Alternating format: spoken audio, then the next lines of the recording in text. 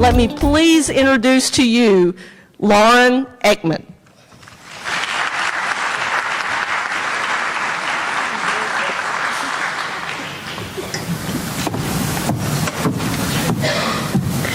Thank you. That was a wonderful introduction. I loved getting to meet all of you. It's so great to see so many young educators and people who are ready to come and join us in education. And I just have to say, those of you that stood up for 25 or more years, you are my heroes. Thank you for your longevity and your service to all of our children here.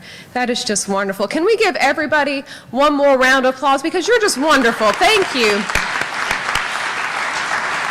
And you gave up a Saturday on a beautiful day, to come and enhance your professional development and to better teach your students. That's wonderful. You all deserve yet another round of applause, don't you think?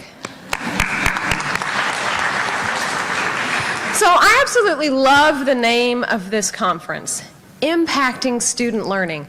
It's such a wonderful name because it really highlights the entire reason that we all chose to join this profession. We wanted to positively affect the lives of our children and through them to impact our future. If you're like me, at this point in the school year, you may feel like you're kind of in survivor mode, right?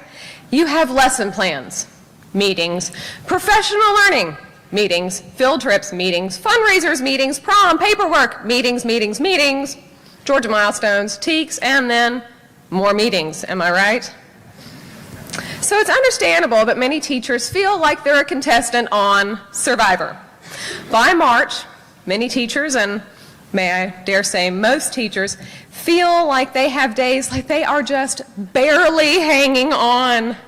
They feel like they're in a tug of war between all the little bitty things that have to be done and the very important work that they must do, actually teaching their students. Do you feel like you're fighting for your survival, those of you who are in the classrooms right now? I know some days I do. You're not only in there for your own survival, but the survival of all the kiddos that you teach every day. So if you feel like you're in survivor mode, I have a challenge for you. And if you're a pre-service teacher, I have some advice for you. Transform your teaching. Shift from surviving to thriving. And you know what, if you do, you'll transform your students. Anybody have any that look like the first picture? When you feel like you're getting into survival mode, I challenge you to remember why you're working your tails off every day in those classrooms. You want to change children's lives.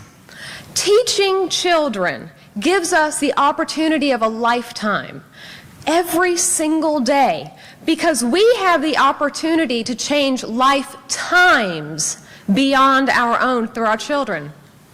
Think about it for a moment. What other profession can honestly say that their members have the chance to positively affect the world every single day that they go to work? I can't think of one. Can you? We alone have that privilege of being in a life-changing profession. And because of that, today I invite you to join me in a quest not just to practice good teaching, but to practice what I like to call life-changing teaching.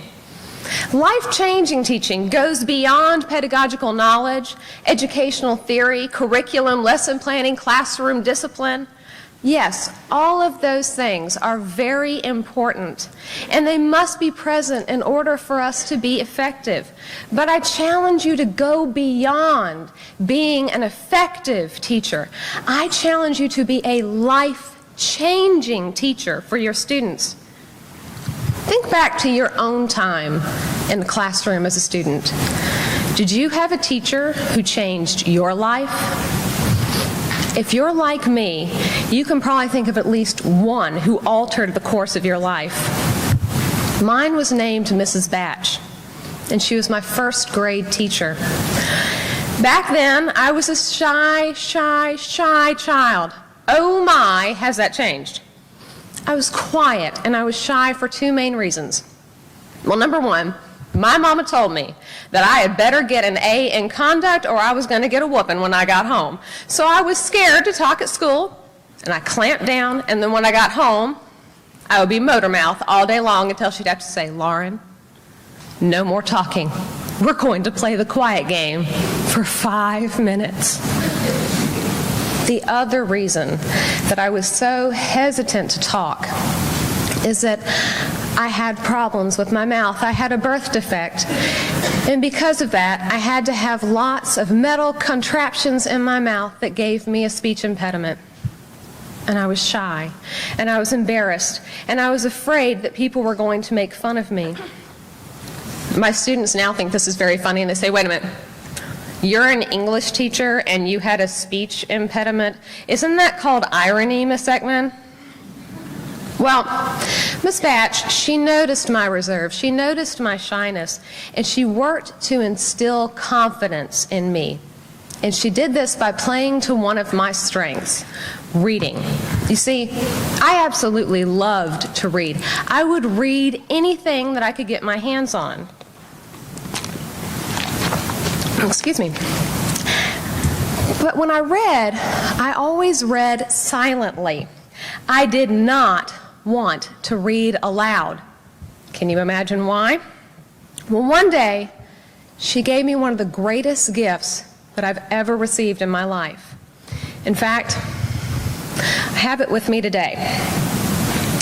It is an old teacher's edition from 1962 of Fun with Friends. That's right, the Dick and Jane stories. Well, let me tell you, I thought that I was something. I, a first grader, had a teacher's edition of a book. And that meant all the answers, too. Miss Batch said, "Lauren, you're always such a good reader. You get great scores on your reading checks. I'd like for you to go down to the kindergarten classroom and read to some of them." "You want me to help them?" I said in my own lisping and garbled way. "Oh, yes, I do. You're going to be great," she said. She believed in me. Even when I didn't believe in myself, she assessed my needs. She individualized her instruction for me. No one else that I know of in her first grade class got the opportunity to do this. And in the process, she instilled confidence in me. To this day, this book is my prized possession. If my home caught on fire, I'd save my cat and my book, and that's it.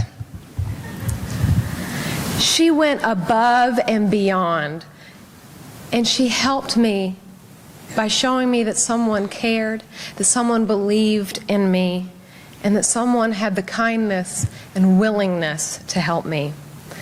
As you can hear, I got over my shyness, and I learned how to overcome my challenges with speech. Who would have ever thought that I could do that? I didn't. But Miss Batch, she did. Unfortunately, I lost track of her after the first grade. I think she was a first-year teacher, so thank you, first-year teachers who were here. And she moved on to a different school to work with other children who I'm sure were just as lucky as I was to have her.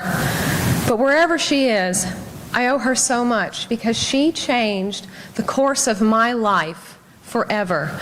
I would not be here speaking to you today if it was not for Miss Batch.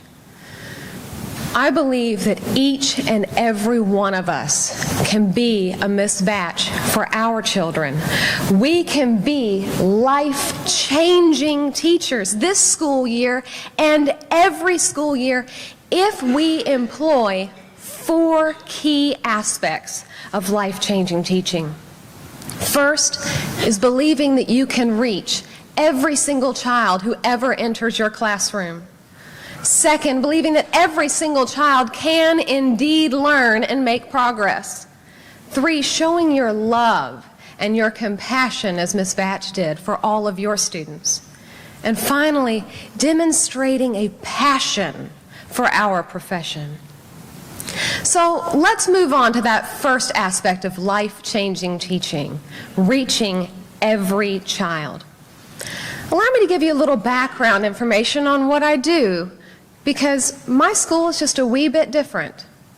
It is a school that serves students who are visually impaired and blind and have other disabilities. We serve ages 3 through 6. I mean 3 through 22, actually.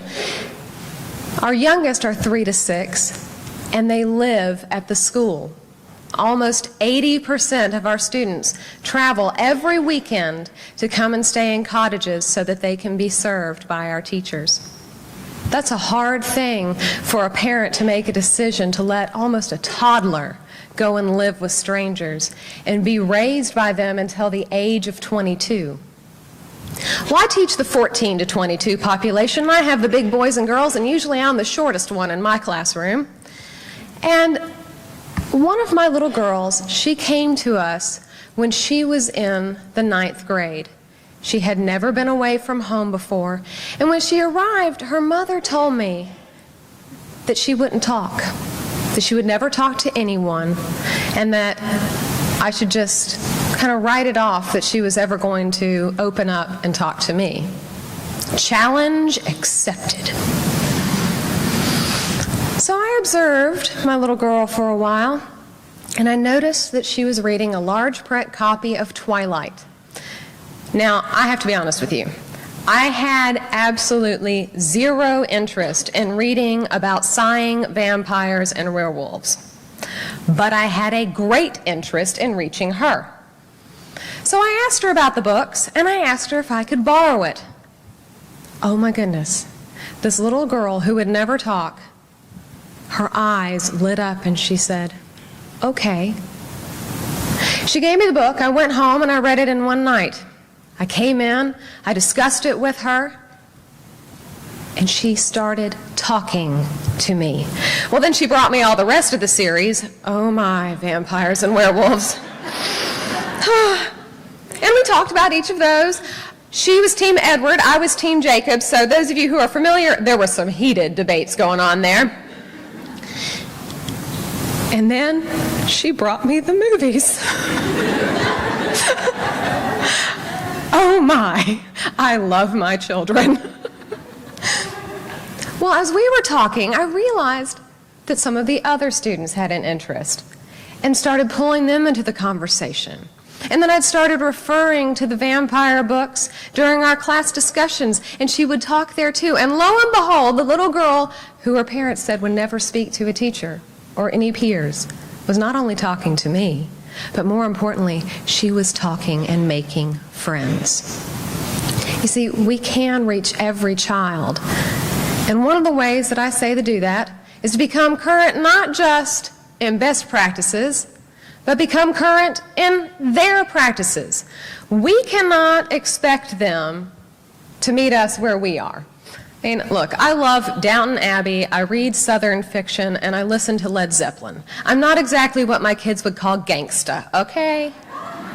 So I have to meet them where they are. I let them give me homework. Fair is fair, after all, right? We do it, they can do it back. They can bring me any book, any movie, any music, and I will listen to it and read it and watch it and try not to pass judgment. And we will discuss it, and I will pull it in to my teaching and my instruction. And it lets them know that I care. Let me tell you, I have watched more Jersey Shore, Teen Mom, Secret Life of the American Teenager, Switched at Birth, American Dad than I ever wanted to in my entire life. Can you tell that I teach teenagers? But I do it because I care about my students. And when they see that you care, then you can indeed teach them. And so I tell you, reach them with relevance. Again, be current not just in best practices, but their practices. Because you never know what child you can reach by taking an interest and alter the course of his or her life. Well, once you've done the first step, then you are ready to move on to the second. And that is believing that every single child who enters your classroom can indeed learn. had a young girl, and we will call her Mary, that I'll use to illustrate this point. Now, Mary, when she came to me in 9th grade, not only had she never written an essay, she had never written a paragraph, she had never successfully written a sentence. Mary was not only totally blind, but she had cerebral palsy so intense that she had to be in a wheelchair and had very, very difficult time using her hands. Well, Braille, how do you read that? How do you write that? You have to use your hands. I asked Mary about her writing, and she said, "Oh, Miss Eckman, every time I try to do it, it just comes out all wrong." I said, "All right, Mary, let's give it a shot. Show me what you mean." And sure enough, using this old clunky Perkins Brailler, that's the big metal machine up there, it was too hard for her. It took too much finger strength and dexterity, and sure enough, her Braille was all garbled and jumbled up, and as she said, it came out all wrong. All right, again, challenge accepted. What else can I try? Well, we have these great new devices. They're called Braille note takers. Basically a laptop just without a screen and a 6-key Braille entry. The buttons are a lot easier to press. Surely this is going to work. No, I was wrong again. They were easier for her to press. But then I realized that her signs were reversed. Yes, you can have dyslexia in Braille. So we tried something else. We had just gotten iPads. Now, I know in the rest of the world this is kind of old hat, but using an iPad, which is a very sighted device, in a school for the blind was rather new at this time. I used the Dragon program, and I let her dictate to it. And the first time that it read back not only a sentence, but a paragraph that she dictated. You see, Mary had been listening to my instruction the whole time. She knew what she was supposed to do, she just couldn't get it out until she was able to speak it. And she listened to it, and she said, "Miss Eckman, I did it, I did it, I did it." And within the end of 1 month, she went from no sentences to a 5-paragraph essay. The ability was inside Mary the whole time. It was just my job to find the key to unlock that ability. Every single one of us can do that as long as we use our creative powers and we are persistent and diligent and we never give up and we never stop trying, because it's in there. It's inside each and every child, that ability to learn. We just have to find it. Well, our third step is showing love and compassion towards every child that comes into our room. Now, those of you who are in the classroom, I want you to envision for a moment the child that you know acts up every single day. I hear the Twitter, right? We all have probably more than one. And there are days that we'll call him Johnny. Little Johnny has us at our wits' end. Those are the moments when we have to show the most love and compassion. Those are the children who need it the most.